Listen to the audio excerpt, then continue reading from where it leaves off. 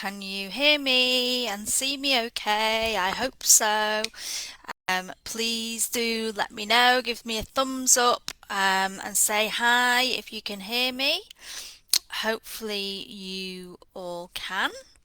Um, it's asked me to share a special link with my audience, Facebook has. Never been asked to do that before. I'll try sharing it in there and see if that, I don't know what that is. No, I don't know what that's doing. Um, yeah. Please say if you can hear me. Oh, brilliant. Hi, Fiona. Thanks for tuning in. How are you? I don't know the weather's like where you are. It's a bit grey here in Manchester, and very cloudy. It's not raining at the moment, which is a plus, but I thought I'd sit in the lightest, brightest, most cheerful place in the house. Um, Hi Emma, how are you? Um, Hope you can all hear me okay, that the internet's playing ball because it's quite windy here. Um, yeah, I figured you meant found me rather than fond me. Although, if you're fond of me, that's really good, Emma.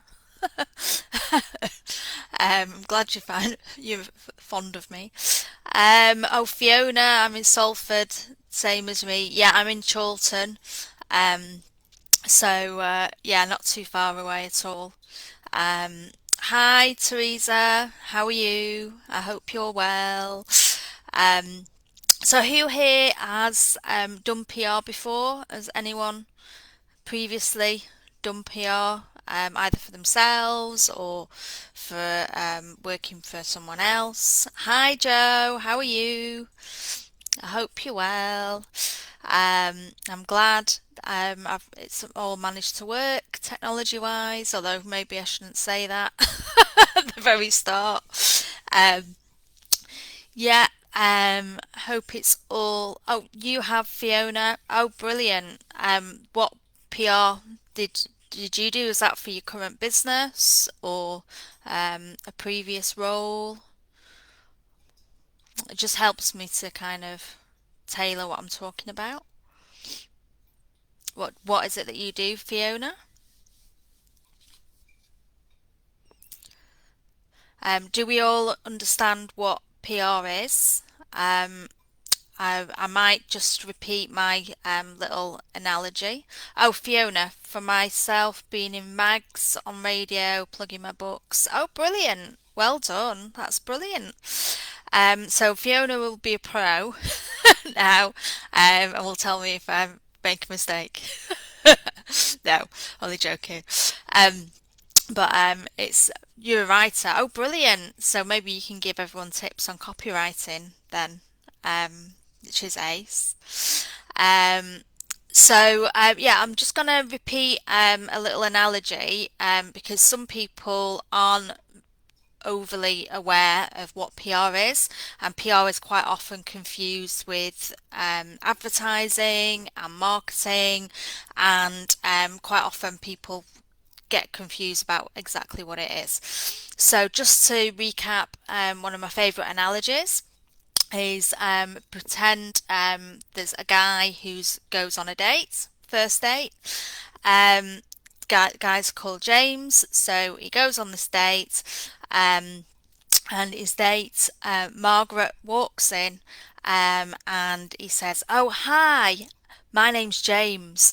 I'm really well off. I've got an amazing job. My sense of humour's brilliant. I'm such a catch. That car out there's mine. That's a big flash sports car. That cost me X amount of money. Blah, blah, blah, blah, blah." Um, James is doing advertising. He's advertising himself to his date, Margaret. Now, if Margaret had walked in and James had said to her, "Oh wow, you're absolutely stunning.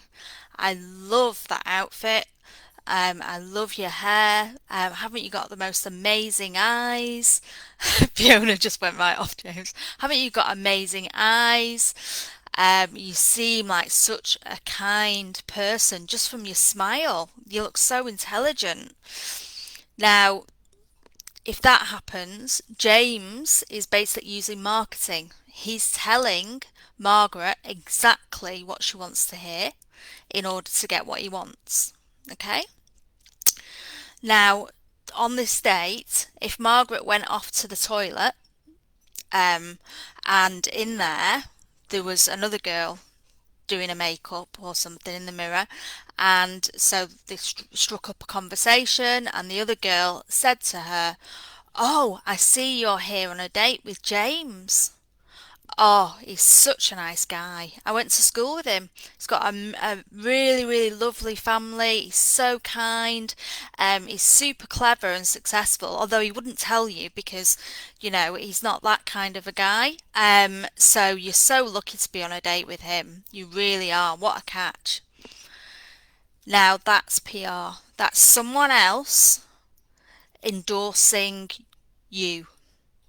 And it's so much more powerful. Now, whether that someone else is the media writing about you, whether that's a customer giving you a good review, that is way, way more powerful than anything else.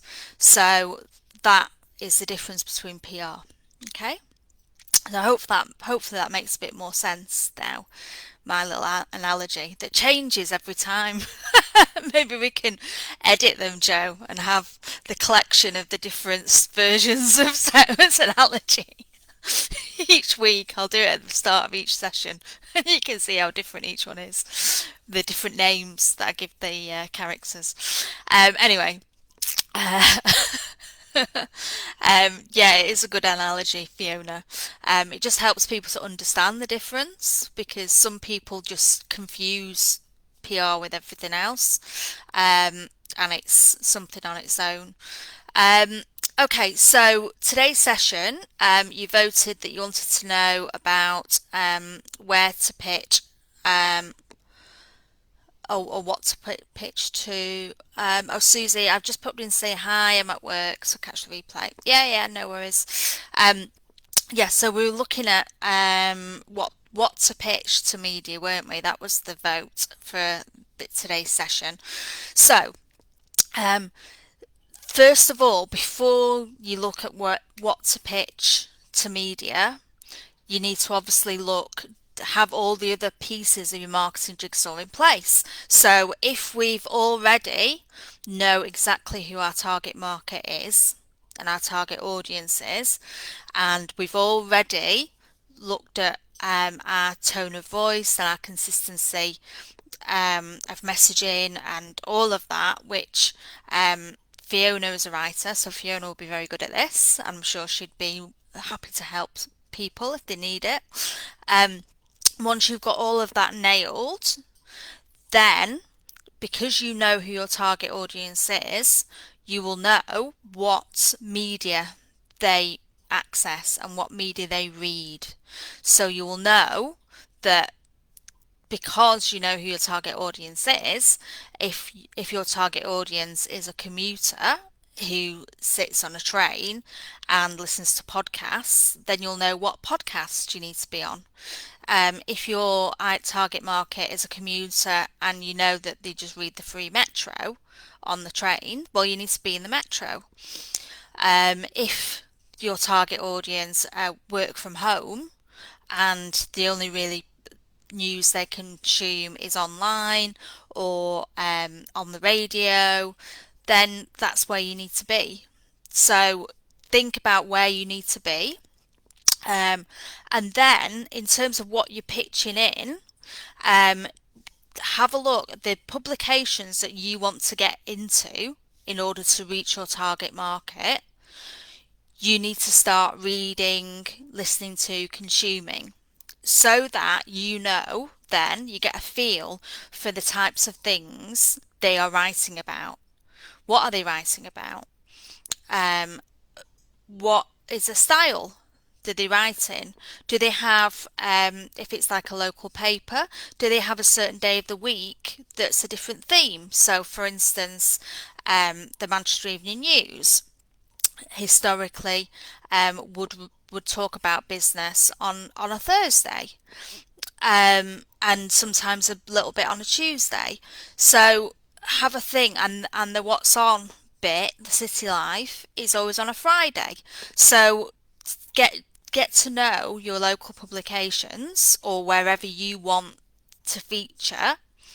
Get to know them, read them, look at them, so you know the themes of that they'll be working towards. You'll know the sorts of things they want to write about or they like writing about. So then when it comes to your business, so Fiona's, for instance, has got a book. So she's launching her book and say it's not this probably Fiona, but just off the top of my head, if it's a gardening book, for instance, and you know your local paper writes about lifestyle, homes, gardens kind of theme on a Wednesday, which the Mail, the Mail, the Manchester Evening News does. If they, you know, they write that about that on a Wednesday, then working back, the journalist that writes that will start planning it the week before, and likely their copy deadline will be 2 days before. So you know when your deadlines are in terms of when to pitch to them, and then in terms of what to pitch to them. If you've been reading that publication, you can see the angles they go for and what they're already writing about and what they like to write about. So then it enables you then to tailor make what you're doing to suit them. So they're more likely to feature you if they don't have to do as much work, if they can cut and paste, and it already kind of sounds like something they would write, then you're more likely to get featured. Most publications these days are working on a skeleton crew. Lots of them have freelancers and things, and they just don't have the hours anymore to actually go out and write their own pieces. So more often than not, they will copy and paste from a PR's outreach or press release and put that in the paper. So if you can already kind of emulate their writing style in what you're sending them, then they're more likely to put that in. The other thing is think about what's newsworthy as well, because journalists won't just write about something because you want them to write about it. Obviously, if you've got a book launch, that's a news story because you're launching a book. If you've got a business launching, that's a news story. But there has to be kind of a news element to it. So you need to think about what the hook is to that. It could be a personal story. So you could be launching your business because of something that's happened to you in the past, or a problem that you've had that there was no solution for, and then you've done that to fix it. It could be a product that can cure something or help with some ailment that it hasn't previously been seen on the marketplace. These are all things to consider when you're looking at the what and the what to pitch into media. Think about what does that publication want to feature? What are they already featuring? Will what you're talking about fit in with their overall publication? Would their target market like to read it? If their target market would like to read it, if it's something their target market, their readership are interested in, then they're more likely to publish it. If it's an online platform you want to get onto, again, is it something whereby they see the headline of that article and someone would click on it? So say if it's in Facebook, on their Facebook feed, the headline of your story, would someone click on it to read it? And if your target market would, then they're more likely to feature you.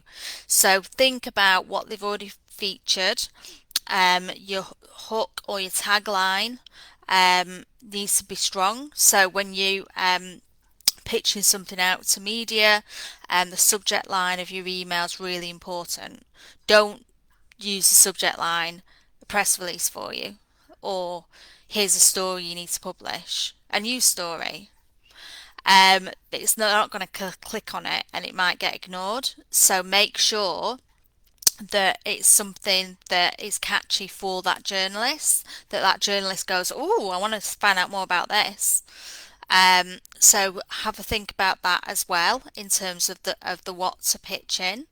Um, and it has to be relevant. It has to be relevant to the publication, relevant and something that the readership would want to read. Um, and if as long as it checks those boxes, then go ahead, pitch it in. Um, but also have a look at what requests are out there from media as well. So there's hashtag journo request, hashtag PR request on Twitter, and that will show you the media, the PRs use it as well. But the on the whole, the media and what people are looking for, what journalists need, and if you can help them in their hour of need. So if they need a quote from an expert on a certain subject, and you are that expert, well, and you drop them an email as soon as you see it with, "Hi, I'm an expert. Here's my quote, my opinion on this." They're more likely to feature it because you're making their life easier. You're helping them out when they need assistance. And even if it's not something that you could personally help with, if you've got a best friend who is the exact person that they need to comment on something, well, speak to your mate and go, "Oh, the guy at the Independent's looking for a doctor that specialises in fertility. I know that's you. Do you want me to put you forward?" And put them forward and help that journalist, and they'll remember that you've helped them. And it's all about building that relationship up with the media. Because that's so vital, and quite often as well, even if you went back to help them and went, here's a quote for your article that I know you were looking for someone to help you. Here's a quote from me, and someone else had already beat you to it. Well, it's not lost because they might pop and save your contact details for the next article they write, so they can have a different viewpoint or a different expert being quoted in it. So it's never lost. It's always an opportunity to have a dialogue with a journalist and start to build up that relationship with them. Fiona says, "I've just finished Penny Haslam's book, Being a Little Bit Famous." All right, cool. I've not read that. I'll have to have a look at that. Um, yeah, so it's all about relationships at the end of the day. So I always say that PR stands for personal relationships. So it's trying to build those relationships up. And if it's a publication that you really want to go into, it might be that you've got a business launch. Like I've been doing some PR for a client recently that's launched a new business. So it could be reach out. It's the perfect story. You know that they've run that kind of thing before, and the journalist goes, "Sorry, no, not this time." And you, and then you go, because you have a good relationship with them, can you give me some feedback? Well, there's just too many other good stories out there this week. And it just might be as easy, simple as that, that there are other better stories that they've published ahead of you this week. So you've kind of looked out, but that relationship is there that you can find out and get feedback.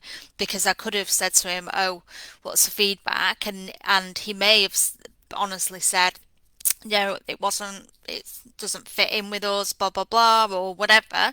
So at least I know that the style was right for them, the messaging was right, everything else was right. It's just that they had a load of other things, and looking at their news pages, it was massive mergers, £50 million takeovers, and that kind of thing. That was just a stronger story. But it's really good having that relationship with them and building that up so that you've got a two-way dialogue and that you can really make sure that your content you're passing out to them is exactly what they want and kind of nails it. The other thing to remember in terms of the what you're pushing out to media is, at the end of the day, obviously it's got to drive sales and results whatever you're looking for your business or raising awareness or whatever. So make sure, even if the media might take it out, make sure that any content you give into them has your name, full name, first and surname, the name of your business, a website address as well, or social media handle, or an Etsy shop link, or whatever, wherever you want people to go to, make sure that's included. Now, quite a lot of journalists, obviously, quite savvy, editors are quite savvy, and they'll just remove that aspect and publish the rest. But if your full name's there, then people might Google you, and you might come up in Google. They might Google your business. So please make sure, like, if you're quoting yourself within a press release, you're kind of Fiona, Georgie Miles, editor, writer, author of blah, blah, blah, and then whatever the book is. So give yourself your full title, so your name, and then your job title or whatever you want to be known as afterwards, so that hopefully, even if they chop out your domain and your details of your customer name at the end of the article, they'll they'll still include your name, the job title, and hopefully your company name or book name or whatever, so that some people can then take that and Google it to find you.